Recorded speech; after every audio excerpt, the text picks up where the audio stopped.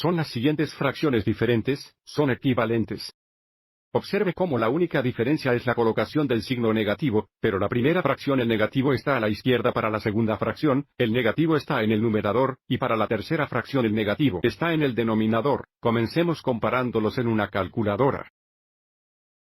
Muy rápidamente podemos ver que las tres fracciones son iguales a menos 0,5 o menos 5/10 y, por lo tanto, nuestras tres fracciones son equivalentes si hacemos clic en la conversión a la barra de fracciones en el FARP. Si hacemos clic en el círculo de convertir a fracción en el extremo derecho, observe cómo muestra que todas las fracciones son iguales a menos a la mitad, donde el negativo está a la izquierda lado. Esta es la forma más común de expresar una fracción negativa. Sin embargo, debido a que la forma es diferente, significan algo ligeramente diferente cuando pensamos en una barra de fracciones. Como división, también podemos pensar en un signo negativo como lo opuesto, por lo que la mitad negativa puede considerarse lo opuesto a la mitad positiva o lo contrario.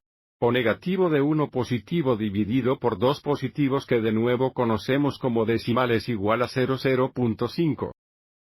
La segunda fracción de menos 1 sobre 2 positivos es igual a menos 1 dividida por 2 positivos, que es igual al punto 0 negativo. 5. Y positivo 1 sobre menos 2 es igual al positivo 1 dividido por menos 2, que de nuevo es igual a menos 0,5.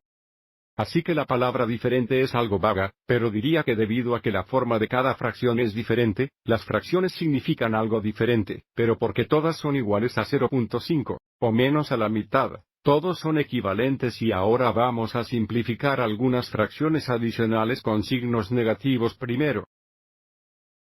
Tenemos menos 2 sobre menos 3, lo que significa menos 2 dividido por menos 3, y sabemos que un negativo dividido por un negativo es igual a un positivo y, por lo tanto, esto simplifica a 2/3 positivos. A continuación tenemos el negativo y el negativo 2 sobre el positivo 3, donde se puede pensar en esto como lo opuesto a 2 negativos sobre 3 positivos, así como lo opuesto a menos 2. Por encima de 3 positivos o lo opuesto a cualquier negativo va a ser positivo. Esto se simplifica a 2/3 positivos, y luego para la tercera fracción tenemos lo contrario, o menos 2 sobre menos 3.